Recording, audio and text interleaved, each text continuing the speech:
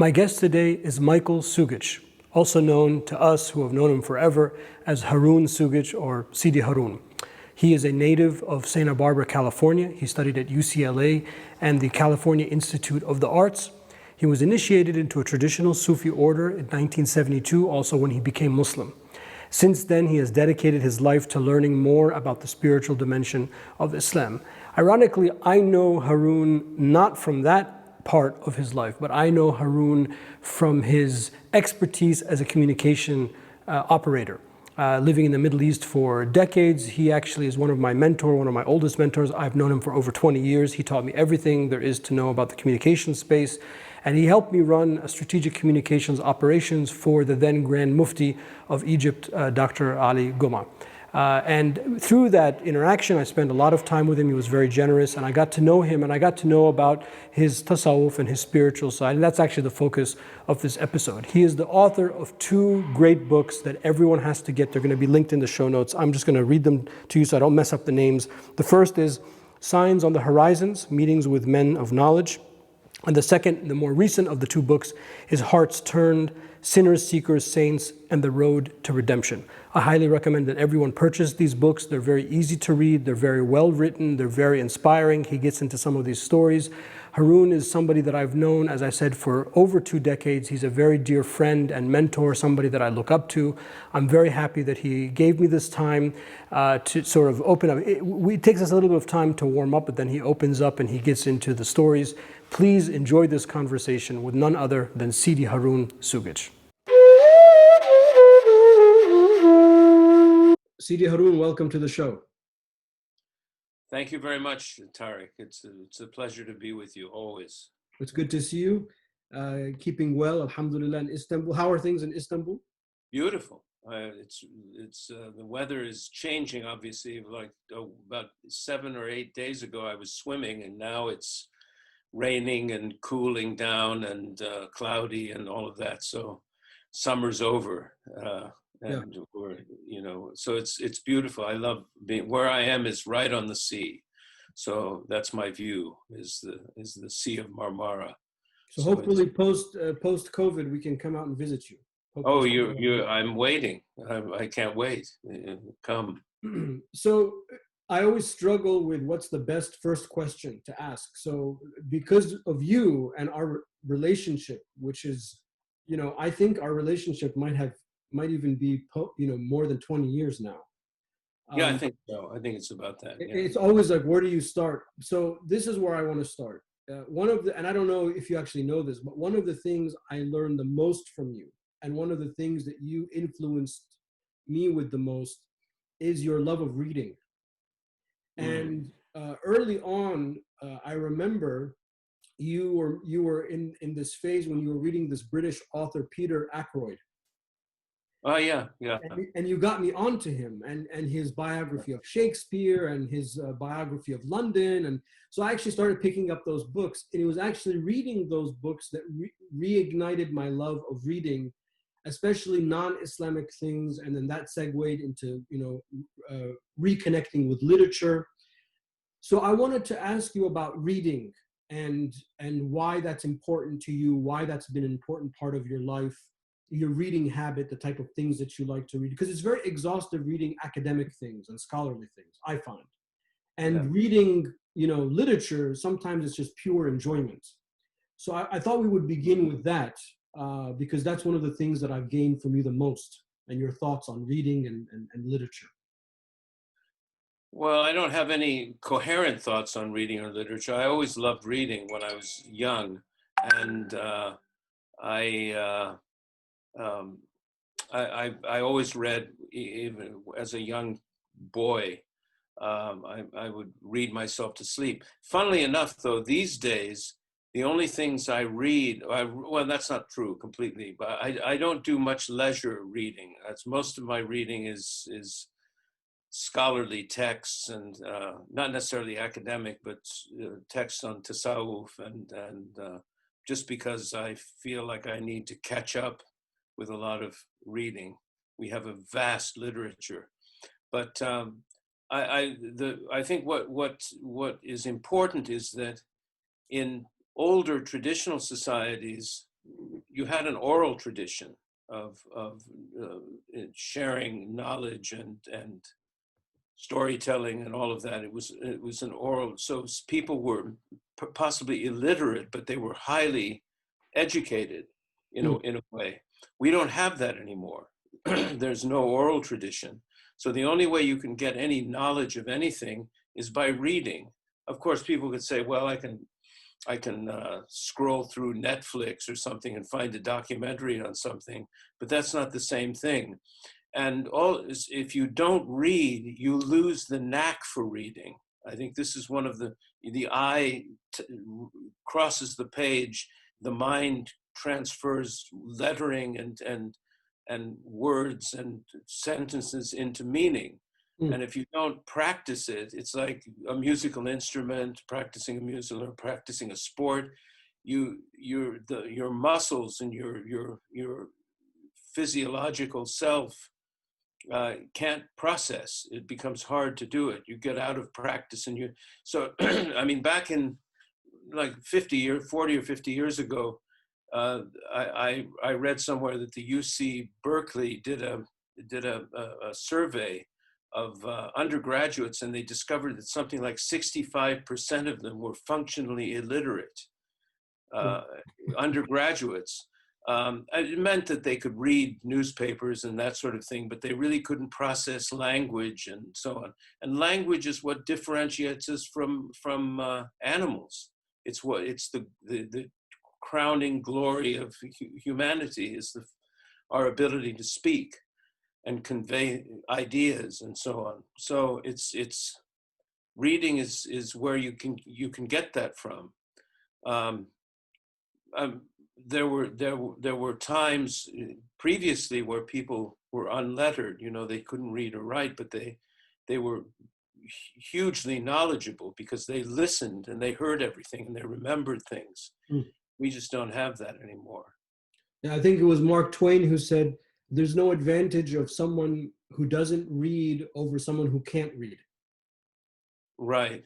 So right, exactly. Yeah. So in a sense, the reason I began with that is that when I met you, I was sort of at a time where I was getting exhausted with the kind of things that I was reading, you know, very scholarly and technical. I mean, I of course enjoy the Islamic scholarly tradition. I mean, I've dedicated my life to it, but it gets dry at times. And by opening, my eyes to literature and words and works that are well written, Right. I sort of re-engage what you're trying to highlight now, which is the beauty of language and the importance of communication.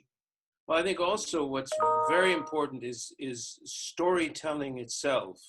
I mean, this is what, in a way, what you're talking about is, academic writing is devoid largely of storytelling. And in fact, I think probably if you submitted a doctoral thesis with a lot of stories in it, you would probably fail or not get a pass.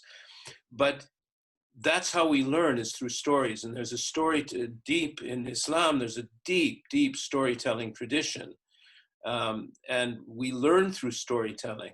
So a lot of what literature is effectively is storytelling. Even nonfiction. It's the way that you relate stories. And what I've been doing for the last sort of decade or so is telling stories. Is trying to reintroduce that dimension to popular, or I'm not sure how popular it is, but to general literature of Muslims in the West, English language, because we've lost this. And even in the Arab world, the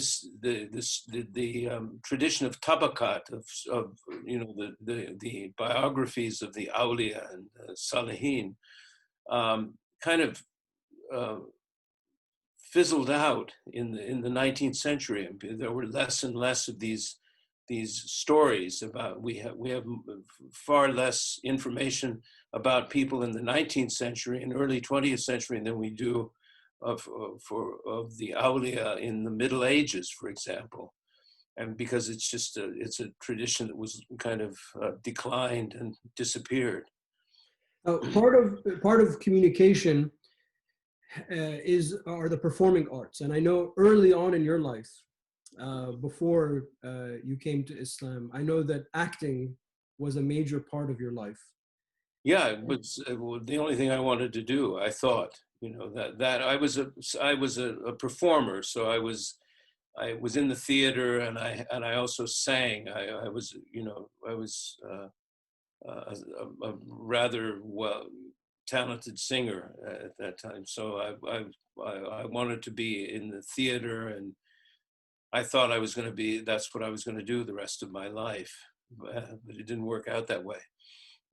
But one of the stories you told me, we'll skip the Jack Nicholson story, but one of the stories you did tell me that I remember is that, or unless you want to talk about Jack Nicholson. No, I don't. Okay, we'll skip that story.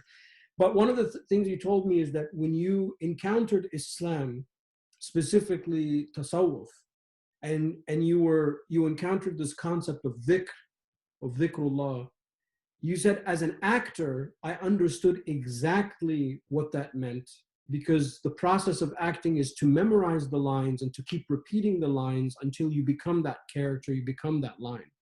And that really stuck with me, because not at your level, but a very small part of my life when I was in high school, I was a thespian as well. And I used to sing and participate in the school music. I actually played Tevye and Fiddler on the Roof. I can see that. There's a video somewhere in my parents' house of that. But so when you said that, that was one of the greatest insights for me. I really want you to share that insight about how this idea of acting and trying to become the character, how it relates to the concept of dhikr. Of course, dhikr being at a totally different level. Well, I wrote about that in the last book I published called Heart's Turn. Yeah. There's a whole chapter that's okay, there you go. That's dedicated to that idea. But basically, what I discovered was this idea of repetition. I became ambivalent about the theater because the characters you play or that you write about or you play are highly conflicted and always flawed. I mean, you can't. It would be very boring to have a play about saints because they're well, I mean, not necessarily, but you'd have to focus on the conflict and the struggle and that sort of thing, because most characters are very flawed. And I always, for example, I always aspired to play Iago in Othello and Macbeth. I mean, these are really, really dark characters. They're great characters, but they're very dark. And you have to contemplate that. You have to think about hatred and jealousy and anger and rage and lust, and you have to wallow in those emotions. And I became troubled by that. I could see that okay, you don't suffer the consequences of being a murderer or being I don't know, a wife beater or something like that, but you invoke those emotions, so it has an effect on the heart. And I went through a period where I was really struggling with that. And when I came upon tasawwuf, Sufism, because I entered Islam through the door of tasawwuf. I didn't know anything about Islam. When I actually became Muslim, I knew almost nothing. I knew the Shahada, that was it.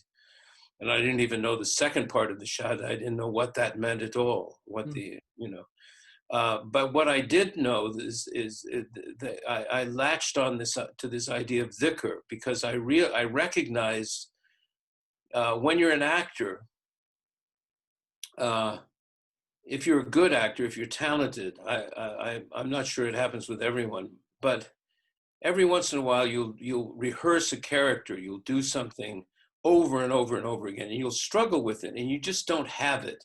and the director sees it and the other cast members see it and you feel it. You're just not, you're not the character. You haven't nailed it, right? And so you rehearse and you do something over and over and over and over again. And there's one moment, and it's why actors, I believe it's the secret of why so many actors stay with a business that's really a very difficult business. You know, you think of the famous actors who are rich and all that, and celebrities and so on, but they're the tiny, tiny minority of people working in the business. Anyway, so they stay with this, and I think one of the reasons that they do this is that there's a moment when you nail you become the character, you struggle, you do it over and over again, and suddenly you occupy that character, you enter it, you become it, and you know it, and everybody can see it, but you look the same, you're doing the same blocking, you're doing, you know, the same movement, everything's the same, but it's completely different because you are the character. And this happens not only in the theater, it happens with musicians, it happens with painters, it happens with in the arts. There's a certain thing where you just nail it, you get it. And I understood this, and I understood that it affected the being, the inner being. And you had great directors and theater people who understood this as well. Stanislavski, who was the great Russian theater director, used to make his actors meditate on their characters before they slept, so that the qualities of the character would sink in during their sleep. So there's a recognition of an inner reality to what you're doing. But of course, what you're invoking in the theater is something dark, usually dark, troublesome. Even the heroes are troubled, confused, whatever it is, revengeful, all of these things. And I got very worried. I didn't like to do that. So when I discovered dhikr, I immediately understood that how that worked. So that's what sort of drew me into Islam. And I think one of the things that we have to remember about coming to Islam, and as a born Muslim coming back into Islam in a serious way, is that we're all born into an atheist world. I mean, the sensibility that we're born into is an atheist sensibility. I think the 20th century was the first atheist century in history, where you had two major countries becoming officially atheist states. This had never happened before. And this was predicted by Nietzsche, as a matter of fact, you know, that this would happen in the 20th century, you know, with his statement, God is dead. So we're the heirs of this, and we've been raised in a kind of a godless environment, and it's worse and worse than ever now, because it's now fashionable to be an atheist. What I've been told is that in several Muslim countries, atheism is on the rise, in countries you wouldn't even suspect that to be possible. Sure. Yeah. And so when you come to Islam, you have to come, you don't come through a theistic frame of reference, because we don't have that. 200 years ago, God was, you know, the idea that there wasn't a God would have been considered, I don't know, a mental illness or something, and that it was just a given that God existed. You could be a sinner, you could be, someone who has spiritual doubts and troubles and so on, but the idea that God doesn't exist was a very rare occurrence. So this is recent. And so the point is, like, for me, when I was a young performer, actor, that was kind of a religion, you know. The theater for me was like a religion. And it's very interesting. Last year, I attended a performance of a play by Peter Brook, who was an iconic theater director, who has also flirted with Hinduism and Sufism and Islam, and over his year, I mean, over the years, he's over 90 now, and he wrote a play that was performed in New York when I was there, and I was struck by the play. I was disturbed by the play because I realized that for him, the theater had become his religion. That was it. So it was like watching a strange religious ritual that really didn't refer to God or anything. It was just, it was worshiping itself. It was a very strange experience for me. I didn't find it pleasant at all, even though it was brilliant. I mean, he directed the play and it was well done. So, we coming to Islam, we have to come through something, you know. In Heart's Turn, for example, I mean, people, the people that I interviewed and wrote chapters on had a wide range of experiences that they came to Islam or back to Islam through all kinds of secular, you know, profane. I mean, to reach the sacred, we have to sort of traverse profanity in a way. One of the quotes that sits with me is Abdullah Schleifer saying, "I was a profane person living a profane life, but that's where I was, but God found me nonetheless."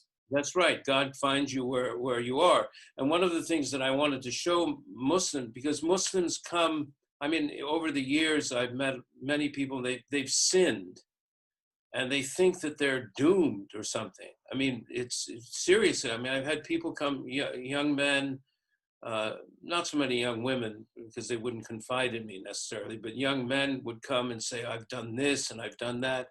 I mean, one guy came to me and he sat at my feet and he said, oh, you know, and he was a very nice, very lovely guy. He said, you know, when I was in high school, you know, I went with girls. I didn't do anything, you know, I didn't go all the way, but I did this and that and the other thing. I said, how old are you? He said, I'm 35. I said, you've been hanging on to this thing you did in high school for all this time. He said, forget it. I've done much worse than you've done. Yeah, it's like a Catholic guilt that sort of seeps its way in the modern Muslim mind. I get that a lot too. You know, I'm doomed. I did this wrong. Yeah, and because people don't have a theistic frame of reference any longer. Everything, and one of the, I mean, my hometown is Santa Barbara in California, and you know, anyone who's been there knows that it's a very benign place. It's a place where if you've made it in life, that's where you want to end up. You know, it's very beautiful and so on, peaceful. Everybody's miserable there. You know, and my daughter's was there, and I saw a young lady who was working with her. I said, she seems very nice, and my daughter said she's miserable, and I said, why? You know, she seems intelligent. She said, I don't know, Baba. Everybody here is miserable. They're all miserable, and I know why, because we're now living in a world that is absolutely, completely externalized. People don't have an inner life. They have no inward life whatsoever. So, see, when did you first when were you first introduced to tasawwuf? Was this in the 60s? No, probably about 1970. Okay, early 70s. I was. As I said, I was a young actor, but I was already becoming very disillusioned with, I really disliked show business. And it was a shock to me because I thought, I'm going to do this, I'm going to be rich and famous and, you know, ride around in a limousine or whatever, you know. And I got into the business and I really disliked just about everything about it, the business, not the creative part. And I realized also that the creative part is a very tiny aspect of something that's much more sort of frustrating and disappointing and so on. And my cousin, Allah yarhamhu, God rest his soul, was an omnivorous reader. He was in the book business, and he just read everything almost indiscriminately. And he came across some Sufi writing, and he said, "You should look at this. This is really wild, you know." So I was becoming kind of interested. It was that period was a time when there was an interest in Eastern religion and so on, and mysticism and that sort of thing. So so I read a couple of books, and I became absolutely fascinated with this idea of dhikr. That's what I picked up on immediately, the idea of repetition. And you take a name, like a sacred name, and it settles into the heart and so on. And I got it immediately. And that's what, you know, kept me. And then I kind of joined up. I went to a summer camp that was supposed to be a Sufi summer camp. It was really, had nothing to do with Sufism at all. And I write about this in To Heart's Turn. And it was, I liked it because there were all these beautiful women, and, you know, I mean, for all the wrong reasons, in other words. But what I took away from me was that the leader, you know, who was presiding over everything, gave a talk on La ilaha illallah. And that blew my mind. I mean, I don't know why, but from that point, that was it, you know, and I didn't know anything else. And he didn't talk about Muhammadun Rasulullah. He didn't mention that at all. But it was, I thought, this encompasses everything. La ilaha illallah. You know, there's only Allah. Anyway, it made complete sense to me. And before that, actually, I was in a theater group, and we were doing a play by Jean Genet called The Screens, which is a 9-hour play on the Algerian War. And the director he would distribute all kinds of literature like Sartre, Genet, Frantz Fanon, you know, the different sort of left-wing writings. But one day he distributed passages from the Quran.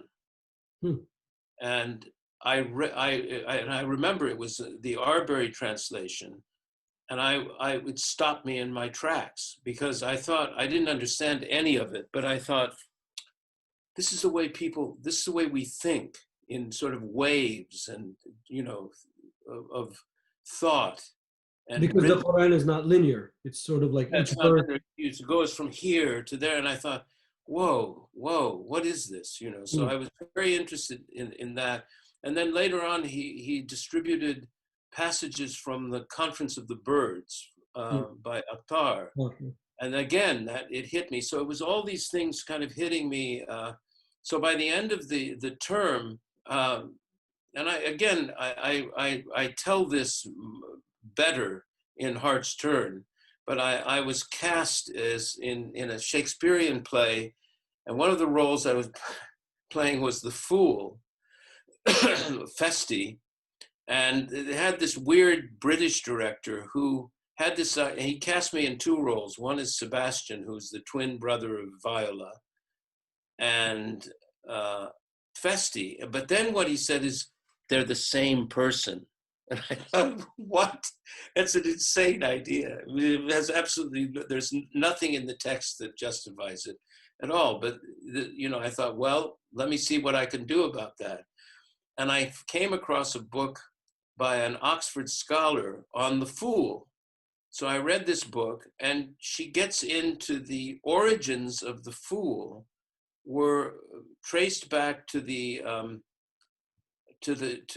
court jester of Timur of Tamburlaine, who was called Bahlul, and anyways, I read all this, and they compared the court jester to like what we would call a mujdub, someone who was like a holy madman, so who was ecstatic, who was allowed to say things to the sultan or the ruler that no one else could say, because he was considered to be crazy. So no one took him seriously. Anyway, so I picked up on that and tried, probably unsuccessfully, to combine these two characters as this mystical figure. And anyway, by that time I was completely hooked on Sufism. And started, and then I went to this camp, and anyway, I tell this story in Heart's Turn probably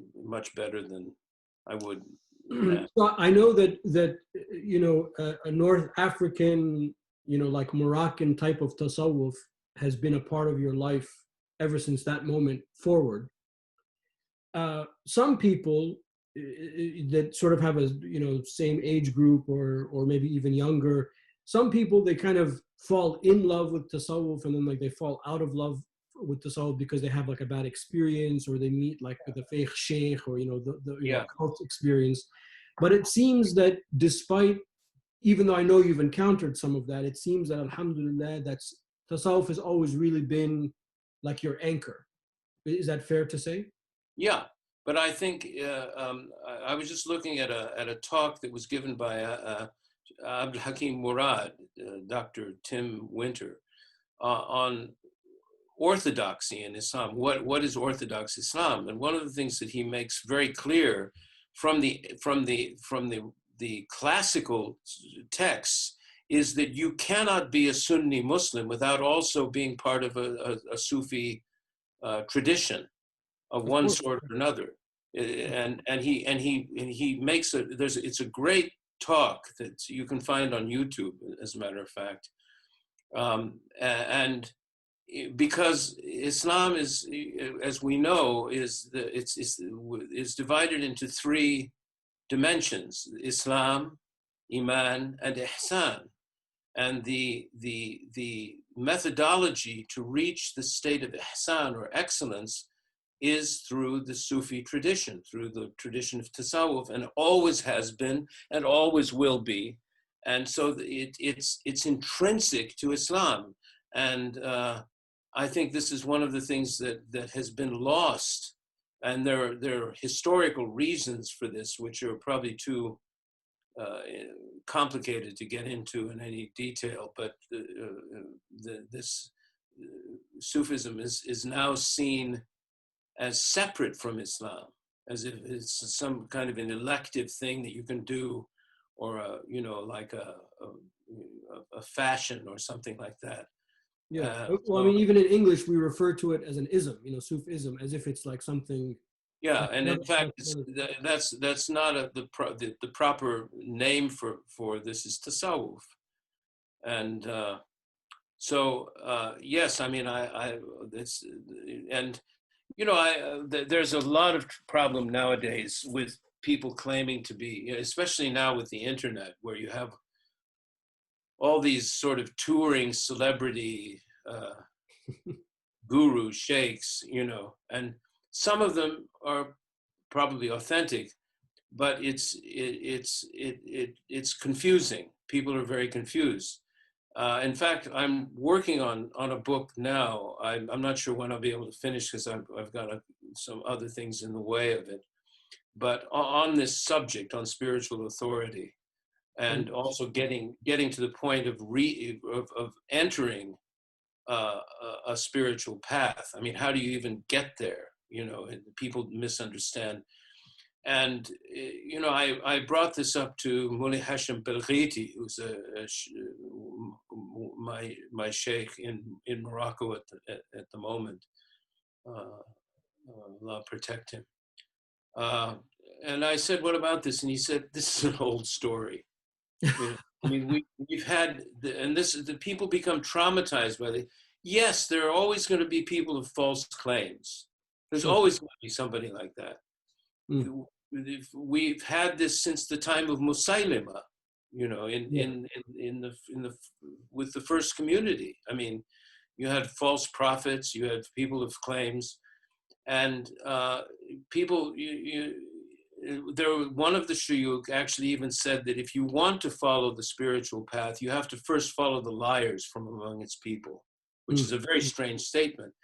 And I asked one of my shuyukh, one of my teachers, Sayyid Omar Abdullah, I said, what does that mean? That's a very strange thing. And he said, it means that you're following the path for Allah only, not for a person.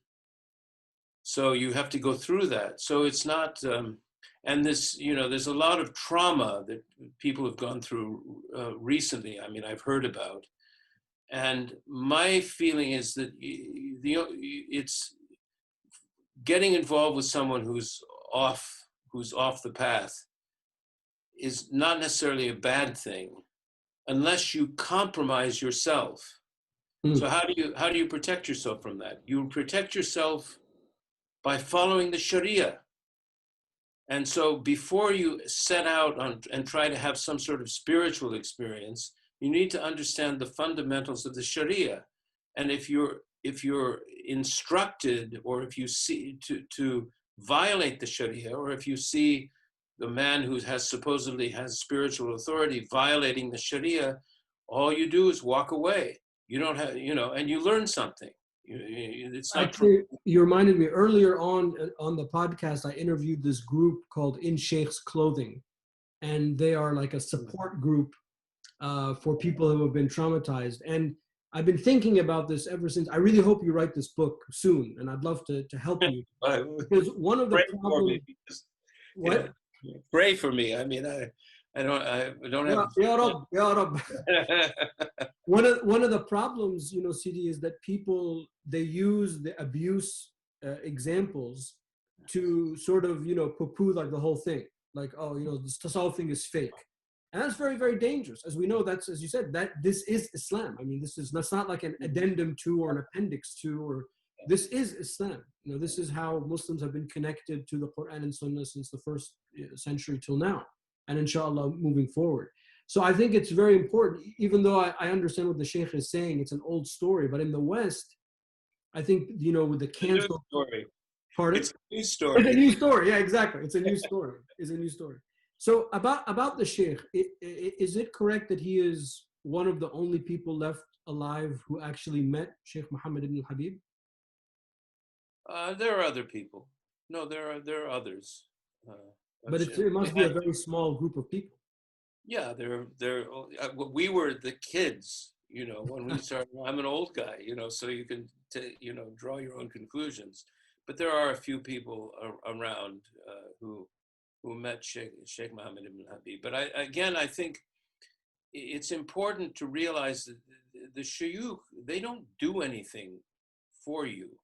I mean, what they do, but they don't.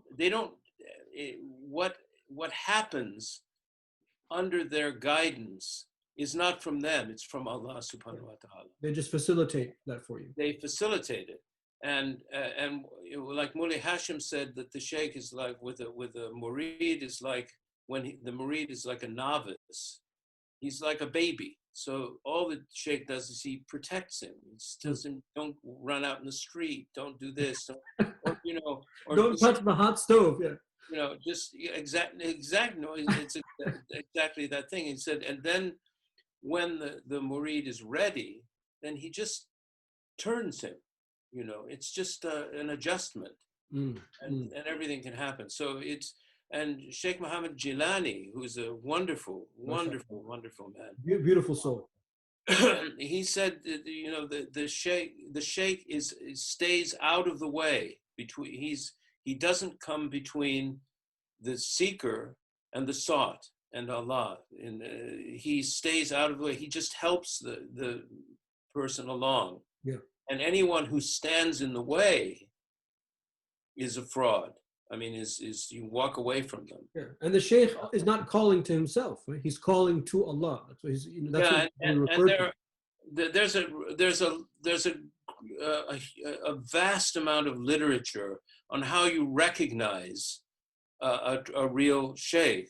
And one of the great pieces of writing is from Sheikh Ahmed Zarruq, And there's a translation of it by Sheikh Hamza Yusuf, which is excellent. Yeah. And he tells you this is what you have to look for, and this is also what you look for in someone who's not qualified to be a sheikh. And it's very straightforward.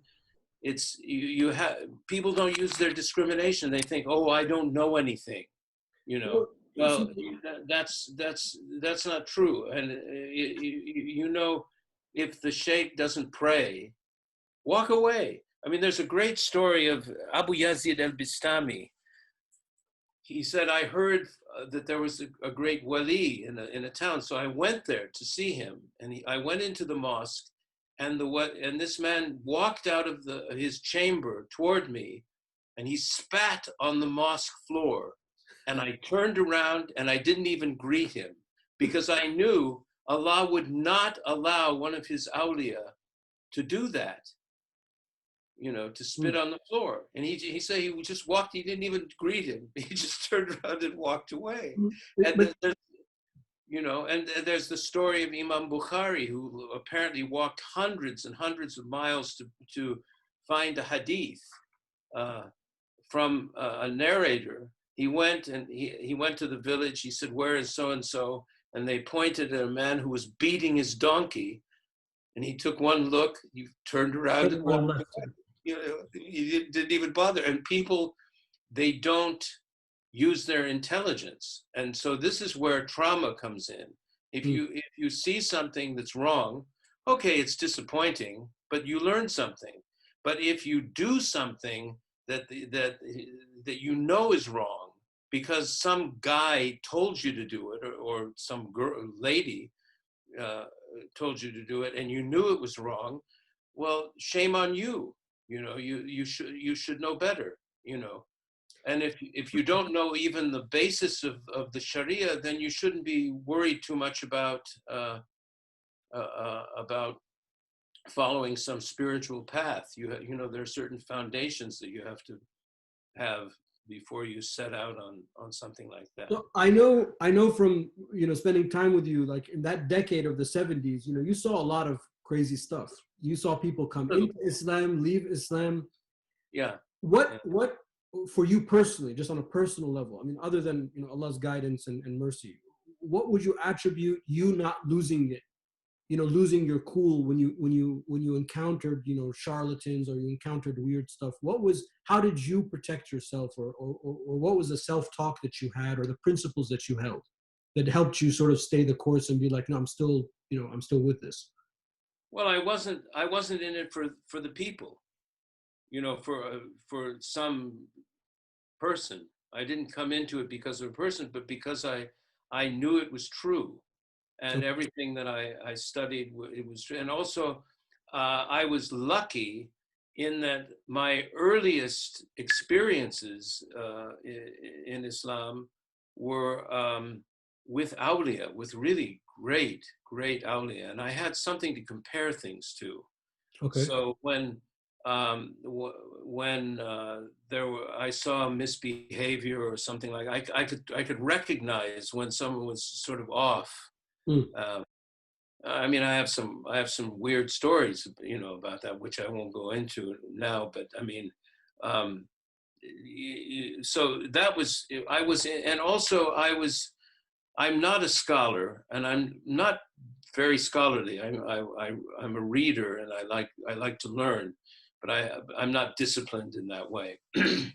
But I like learning, and what I found is that the people who left Islam in my generation and my sort of among my contemporaries that I knew were generally people who weren't really very attached to the pursuit of knowledge. You know, I mean, they were interested in, they were attached to the experience, you know, like Hadra or something like that. But I was more interested, and everybody that I know that's held to it and honed to that are people that, you know, were deeply attached to getting knowledge themselves. So related to that, and by the way, I do want to mention that a lot of these stories are in the first book, and I'll make sure that I link both your first book and second book in the show notes, so episode notes, so people can purchase them. So you had a lot of experience with real mashayikh, awliya, etc., which also means that you spent a lot of time in the Muslim world in those decades, 70s, 80s, and even up until recently. So one of the things I'd love to get your feedback on is, how do you compare the Muslim world that you encountered first, like in the 70s and 80s, to now? Well, when I entered Islam in the West, and I have to sort of be clear that my experience was one entirely of an ignorant Westerner who stumbled into Islam in a certain way in America. So I didn't know anything about the Muslim world. I wasn't really aware of what was going on in the Muslim world or anything, or was I interested in any of the politics or anything like that. But in the West, Islam was an unknown quantity. It was unknown. So if people had a prejudice against it, it was a prejudice against the unknown, not against what they thought they knew. And so there was no negative image of Islam, really, other than maybe a belly dancer or the Arabian Night, something like that. Yeah. Casablanca. Huh? Casablanca, the movie. Yeah, well, yeah, I guess, but then Just stereotypical. We used to have a hypothetical club called the Blue Parrot Club, and the Blue Parrot Club was, anyone who's seen Casablanca, there's Humphrey Bogart's club, Rick's place, and then there's Sidney Greenstreet's seedy Arab club called the Blue Parrot. And anyone who would rather be in the Blue Parrot Club than Rick's place belonged to the Blue Parrot Club, So, there was that side of it, but people really didn't know anything other than the sort of the stereotype, and a lot of there was a lot of complaint about prejudices against Muslims in movies and television and so on. And they're really, if you go back into the history of cinema, there were stereotypes, but they weren't necessarily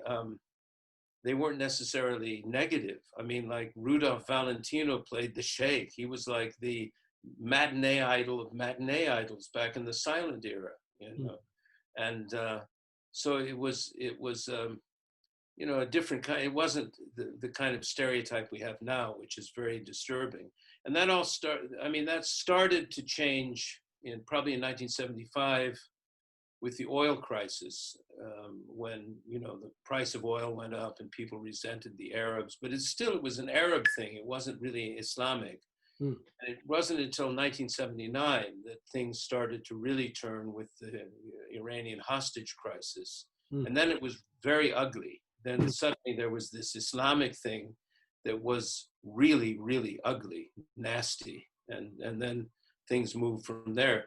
And, you think, the Prophet ﷺ said, have sabr, because you will not come to a time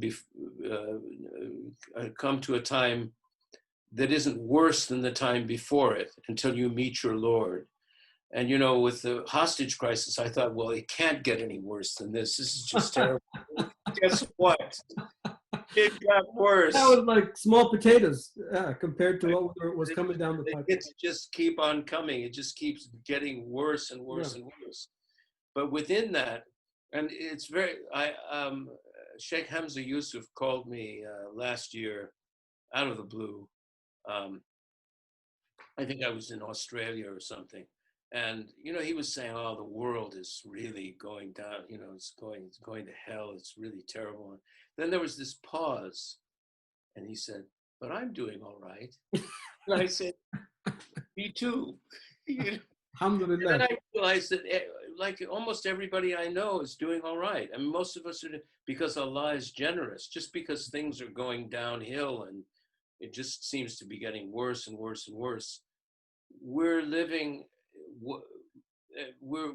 Allah is taking care of us, even within that, dystopian nightmare that we're Well, watching. what I meant by my question is, I remember when I was a young boy and we would go to Egypt for like a holiday, and it was a Friday. My father would take us to like Sayyid and Nafisa for Jummah. Right. It would have been. I never remember anyone ever saying, "Oh, how can you go pray in a mosque where there's a grave or something like that?" But like as I got older, like you start hearing from like friends Yeah. and family things like that. And I didn't grow up in Egypt as a boy, but I certainly frequented since I was born there, and I go almost every year.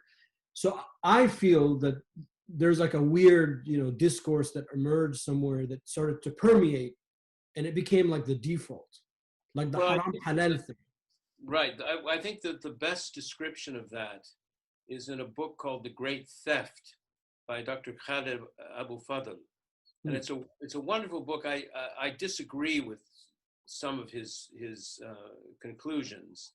Um, he doesn't seem to be able to deal with tasawwuf at all, and he Yeah, calls he's tasawwuf Sufism an orientation, which is, I think, absurd. But his description of what has happened in the Muslim world is very insightful and very well presented. And it's worth anyone to read that book, I think, just to get a handle on it. But I mean, really, what happened was that there was a huge amount invested by uh, the Kingdom of Saudi Arabia to spread uh, their doctrine, their official doctrine, and it was a massive expenditures in schools, in mosques, and I think on the one, I think initially I don't think it was considered to be insidious or anything. I mean, we were when I came to Saudi Arabia, this idea, this idea that there was a separation, there was a division, wasn't so pronounced as it is now. It was, so if you were a Wahhabi, that more power to you, as long as you were praying and so on. But it became more and more and more, and it kind of metastasized into extremist doctrine and so on. And I came to Saudi Arabia in 1980, immediately after the uprising in the siege of the Haram, and that was the first um, explosion of extremist. I mean, there were extremist sects in Egypt and so on. But anyway, that's So do you think that stuff today is a barrier for young people to sort of find their connection with Islam? yeah, because they've been raised on this thing, and they've been, the seeds of doubt have been sown in their hearts. They go, oh, it's haram, like Yeah. Sufism is haram, or this is haram. This is a fairly new thing. I mean, in the 70s, what we found is like the Muslim students who would come and study in America and England and places like that, they would voraciously read books by Sayyid Qutb, Hmm. much more than any sort of Wahhabi thing that was going on, and that was, I mean, that was bad enough, but so because they weren't allowed to read these texts in their home countries, they were banned. So they'd read milestones and all these different kinds of, which I wasn't, or Ali Shariati and so on. And these were more political. Maududi, Sayyid Qutb, they were politicized. They had politicized Islam, and but it's all. I mean, it's a long story. I mean, it's a very long story. I think I don't want to waste too much of your time, and I'm not an expert on this at all. That's why I would say it's a good idea for anyone who's really interested in how this developed, to read The Great Theft. I think it's worth reading, although, as I said, I disagree with some of the points that he made. So regarding your writing, so mashallah, you have these two books out, which I can't recommend enough, and I've been blessed to hear you recite from some of them, and I always recommend them to people.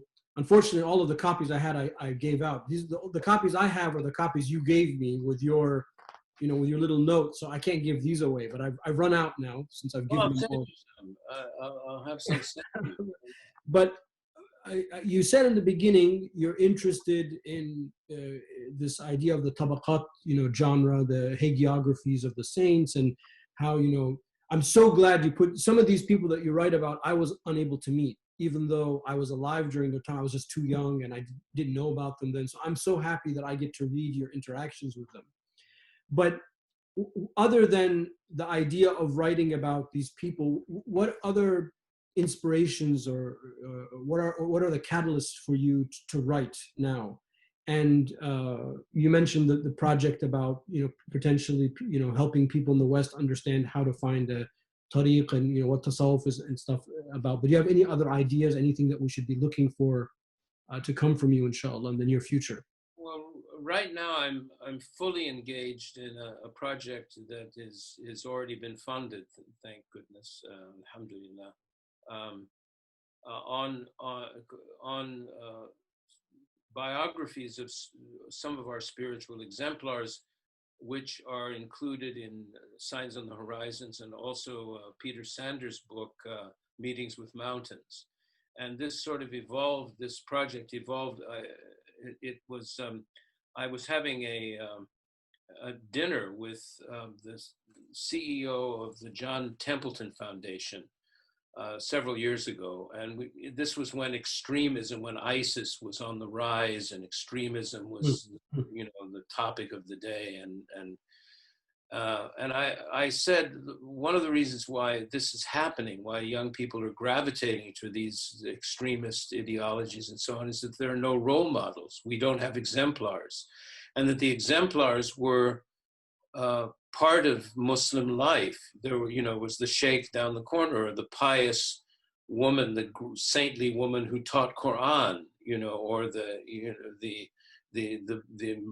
head of the guild, who was the sheikh of a tariqa and sheikh of a craft of artisans and business people and so on. They were all over the place. There were hundreds of these people, thousands throughout the Muslim world, who were the role models or the exemplars. People would know them. Even someone who wasn't religious, they would know that this person was a wise man, was someone, and this has been lost. Yeah. So one of the reasons why I wrote Signs on the Horizons was to sort of reintroduce these kinds of people to young people who think that they don't exist or that they can't exist, but they do, and they always will. Peter Sanders published, last year he published Meetings with Mountains, which is a book that took him 50 years to complete. And he photographed many of these really, really great awliya. And he's a great photographer. And it's a beautiful book. But one of the features in the book had to be removed because it was just too big and too unwieldy.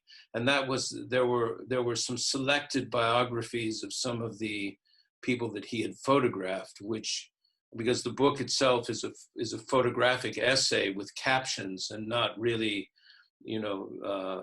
any biographical background on the people that he photographed. So we were talking about that, and I said, well, why don't we spin some of this off into short biographies of some of the most eminent of the awliya.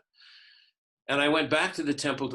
And what happened was, after the conversation I had with the Templeton Foundation, is that I was just making table talk.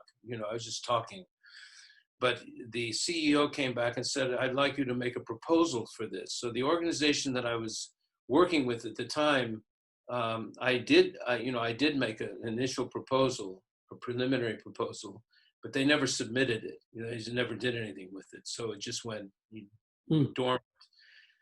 But then after after the book tour where we saw you, in Washington and last year, we decided to see if the Templeton Foundation was interested in funding this kind of project, still interested, and I made a proposal, and it was accepted, and so we've started up to do a series of biographies, and that's really what's taking all my time, because it's between 10 and 15 biographies of some of these great shuyukh, and it's a pleasure I'm working right now on the biography of Sheikh Saleh al-Jaffari.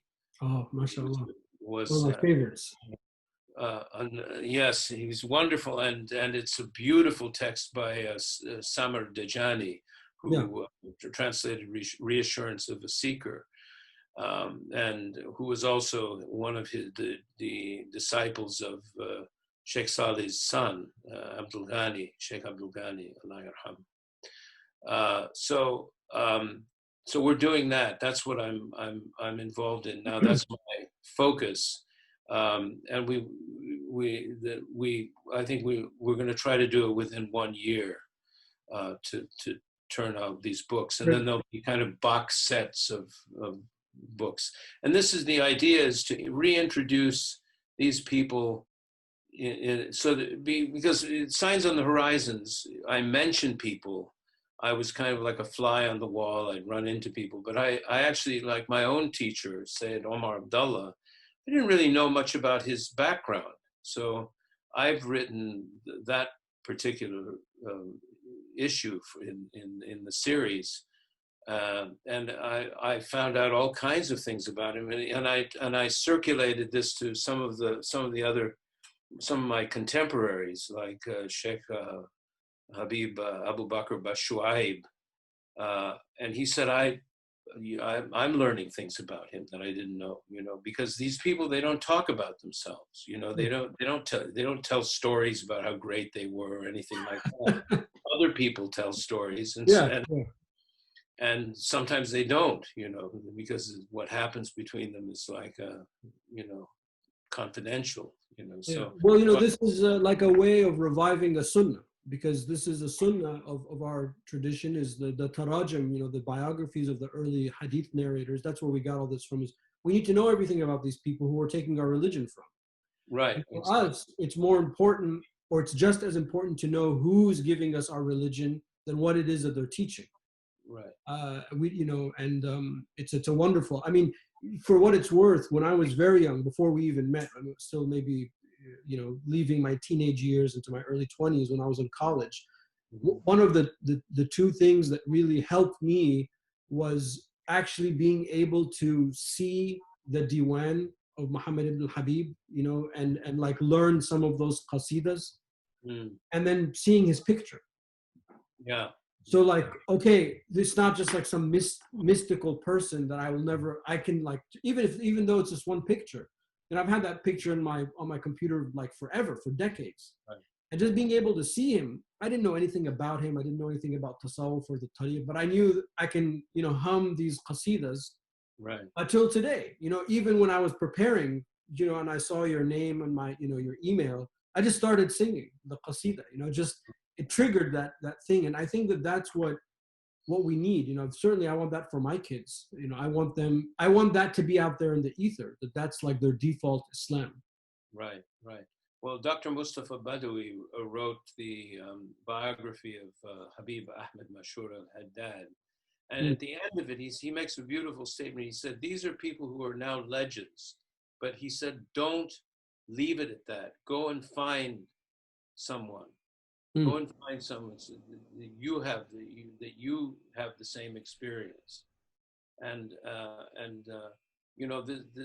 these people still exist. They're still out there.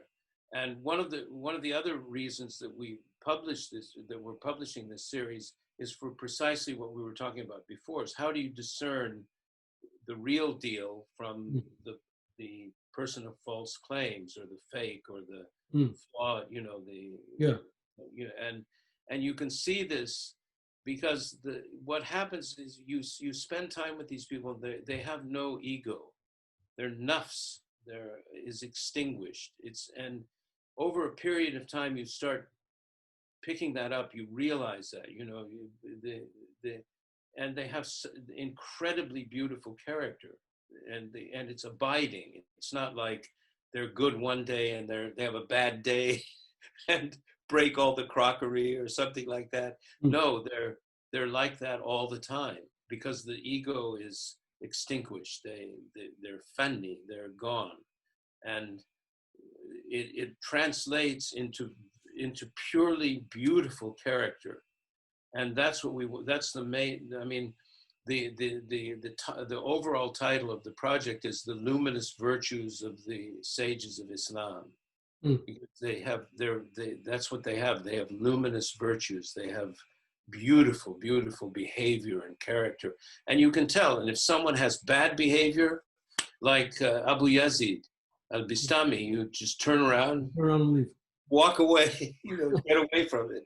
So you learn. So it's to help people also discriminate. These people are the people, you know, you see them, and they're different, but they're all fundamentally the same as well. It's like, for example, I don't know if you've ever heard of Sufi Abdullah Khan Sahib. Yes. Sufi Abdullah. In England. Yes, and we're working on a biography of his life. And you know, he was just like the rest of all he did was serve people. That's all he did was teach Quran, recite Quran. He just helped people. That's all he did. He spent his entire life, and then when he earned his living. And that's the other thing. So all these people, they're wage earners. You know, Habib Ahmed Mashur al-Haddad was a merchant. His sheikh, Habib Omar bin Sumait, was a merchant. You know, they made money. They went bankrupt. They had to change, you know, where they lived because they needed to start over again. You know, Sayyid Omar Abdullah was a teacher. You know, a school teacher. They all worked. They weren't sitting, you know, on some throne with, you know, people paying their way everywhere. You know, this is, so you see how these people were, and you can also see the similarities. I mean, Sheikh Saleh, for example, I mean, he lived in a closet in Azhar Mosque. He lived in literally a closet, but 2 by 3, in one of the arcades of Azhar Mosque his entire life. You know, that's where he lived. He had nothing, you know, and he left basically nothing, some shoes, some shawls. I mean, if you go to his shrine, yes, up the street, there's a little room that shows all of his worldly possessions. Exactly. And I remember going and sitting in one of his majalis, and he would just sit there presiding over everyone, feeding. He always fed people. They're all the same. All these people, they're different. They're completely different, and they're the same. And they recognize one another. They recognize one another. This is the amazing thing, is that they just immediately know, because, you know, that they're in the right, you know, with their brethren, with their, and they you know, they support one another.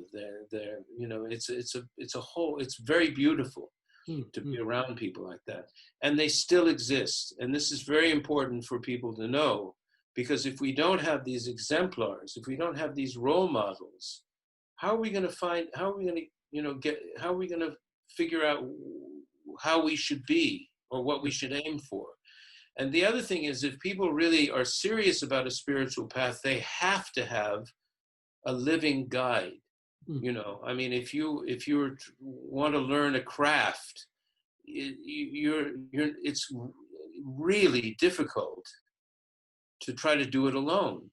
You know, you you get into bad habits and not know what to do, and you try to make it up as you go along, or you read a pamphlet or a book or something. It's the same thing. These are people who can take you on the path.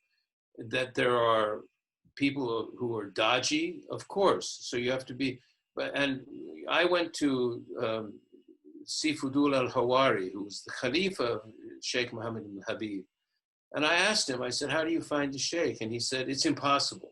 And I don't agree with that, but that's from his perspective, it was very difficult. He said, so make the Sharia your Sheikh. And he's right. That's very good advice. Because if you have the Sharia, then you won't be fooled. If you really understand the Sharia. The problem is that people nowadays, they go to university, they live a modern life, but they know nothing about the Sharia other than, you pray and whatever they picked up from their parents. And then suddenly they want to have instant nirvana or instant. Like they're highly educated on one hand, but then completely almost illiterate on another hand when it comes to religion. Yeah, totally. I mean, and you have to understand that you don't know what you're doing, but also trust your intuition. People don't trust their intuition. If you there's an interesting book by Malcolm Gladwell called Blink. Yeah. And it's about this idea of trusting your first impression or your intuition. And we learn, you can, because I've done this, I've made the mistake of not listening to my instinct. And then you find, oh, whoops, that was a mistake. But people need to trust themselves because they have within them the light of Allah. Unless they're so, kind of debauched or degraded somehow that their heart's completely covered. And particularly when you have the intention of learning, of following a path, if you're sincere, inshallah, you'll find something. But people get lost in the costume and the externalities of the thing, that someone wears a big turban or they look romantic or something. I mean, Abdul Peter Sanders showed me this website, which is like really slick, like really, really well done. It's like some kind of a Sufi website. And I said, that's not a good sign. That's a bad sign, And I looked at it and I went, whoa, he doesn't look like a dervish. No, it's a bit, it's too slick, I mean, we're not slick. It's not about that. It's not about public relations and doing everything right. Not that it should be lousy either, but that's not what it's about. And we're living we have to understand that we're coming out of a very superficial, externalized environment. And people have also, to get to an inward condition where you can actually follow a path, you have to strip away a lot of these sort of layers of conditioning and movies and emotions and things that we're inundated with imagery and with ideas and things, and we're not even aware of it anymore. I mean, it's really, things have changed a lot. I mean, when I was young, I'm old enough now to remember when television was introduced, right, the first time. And we used to watch the test pattern, because television would be, like 4 or 5 hours a day, and then the rest of the time there'd be a test pattern, and the color scheme, or color scheme or whatever. Yeah. Well, this is before color. Oh yeah, okay, yeah. It wasn't color, and people didn't, they had the radio. They went to a movie maybe once a month, something like that. Now people have Netflix, Amazon, Prime, HBO, and Hulu and Hulu and everything else. It's crazy.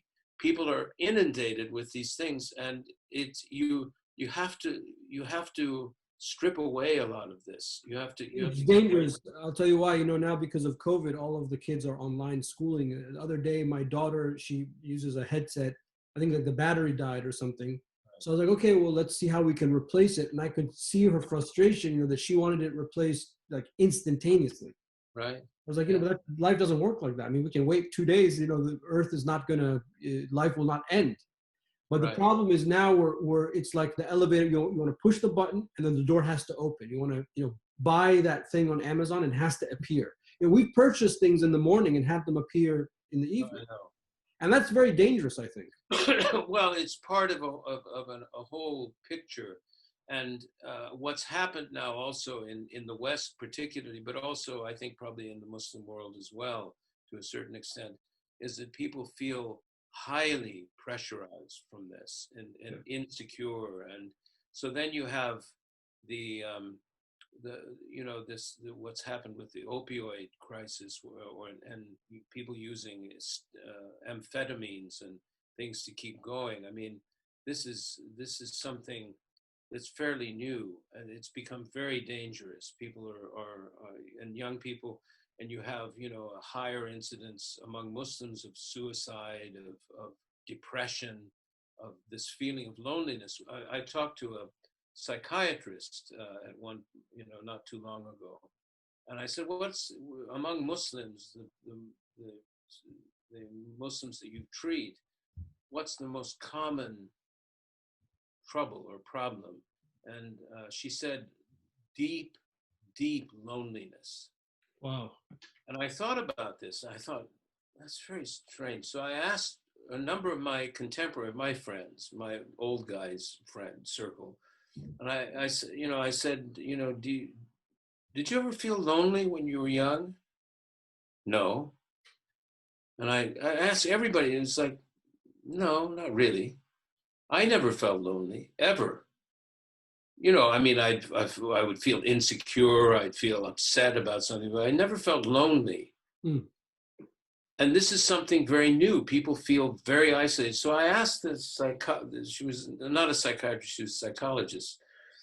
I asked her, why do you think that is? She said, it's because of the internet, because of social media, because people have this life without substance. There's no content, there's no substance, you're not really interacting with anyone. I mean, like, we're seeing each other, we are talking together because we know each other.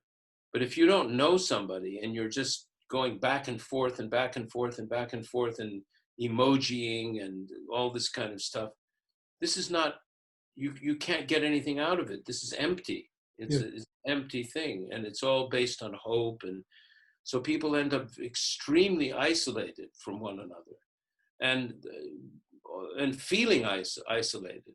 I mean, this pandemic, for example, I think it's a gift. It should be a gift, particularly for Muslims, because we're not supposed to be socializing on that level. In other words, what's happened in the West is that people are addicted to mass social gatherings, sports events, movies, concerts, rallies, whatever it is. These going to bars and clubs and everything. People, I would say 100 years ago, apart from a certain kind of urban person, people didn't do these things very much. It certainly wasn't something you did every day. Now you have people going out every day. They have to you probably go out once a week, church on Sunday, or That's right. kind of religious service, and other than that, you're with your family. Yeah, or and 2 or 3 times a year there'd be a festival or something, or people didn't do this, and now everyone's addicted. So they're climbing the walls because and it's because they have no inner life. You're stuck with 4 walls driving you crazy. For me and my contemporaries, we're delighted. Of course, we're old people, so we don't have to go out anymore, and hustle around. But still, it means people have no reservoir, inner reservoir. This is an opportunity for young people to go to go inward if they can. But if you do that, you need some help. You need some guidance, because you can also make yourself crazy doing that kind of thing as well. Well, Sidi, I really hope that you get these projects out, and if there's anything I can do to help, please let me know, because this is all many rays of light and hope, and I think that our community really needs that. Inshallah. Well, I hope that I'm still alive when this thing is Allah over. give you a long, healthy life and much happiness, and just keep churning them out, because I just even when I was preparing for this conversation, looking at your books again, I mean, I love your writing. These stories are very captivating, and I know that these books are like 3% of all the stories that you have, because I know I've heard much more from you over the years. Really? I thought it was like the whole thing, I don't. No. I mean, I've heard some pretty wacky stuff from you, but maybe you don't want to talk about the wacky stuff. But I mean, I love, even before we were recording, the story about being in Dumyat and stuff. I mean, you're a reservoir of stories and anecdotes, and I love that about you, and you have the gift, alhamdulillah, of writing and communication. So I really always look forward to what's coming next. Yeah, well, I have to be able to do something well. I don't have that many skills, so I do the best that I can. Alhamdulillah. Well, thank you for your time. I know it's getting late where you are, and I'm sorry that we had to start a little bit late today. I hope that maybe we can have a follow-up at some point when some of the projects manifest, and then maybe we can get into some of the more wacky stuff. I didn't want to bring, out of respect for you, I didn't want to bring those up, but maybe next time I can pre-clear some of the questions. You'll have to brief me on what you think is wacky. Okay, inshallah. Offline we can do that, inshallah. Okay. Yeah, I'm anything that's funny, that's appropriate. Alhamdulillah. Well, thank you. Is there anything you'd like to close with? A thought, quote, story? No. I mean, the only thing I would say is to whoever your audiences are, I'm assuming they're young people, is that you always remember that Allah is the most merciful of the merciful. That Allah's mercy precedes his anger or his wrath, and never think that if you feel troubled or if you've done something wrong, there's always you have another chance as long as you're living, and just find a way toward Allah, because this is seriously for Muslims. If you go back to your deen, everything is in there. I mean, seriously, everything. And if you do this, you will relax yourself and make life easy for yourself. If you turn away from all these troubles in the world and so on. And also, finally, remember that Allah is the provider. Allah is the provider. And this is the first step on a spiritual journey, is to realize that Allah is the one who provides for you. So stop being anxious about your provision. This is one of the sources of great trouble and anxiety and satanic, insinuations and things that trouble the heart and break up marriages and everything, is this worry about provision. And you will have exactly what Allah subhanahu wa ta'ala wants you to have, and me too. And if you relax and step back, everything will work out, inshallah. Trust Allah for that. I love that. Very beautiful advice. Beautiful advice. Inshallah. That's a good place to end for today, Sidi. Thank you so much for your time. Well, thank you for honoring me with the invitation. Barakallahu feek. We'll talk soon, inshallah. Assalamu alaikum. Wa alaikum salam.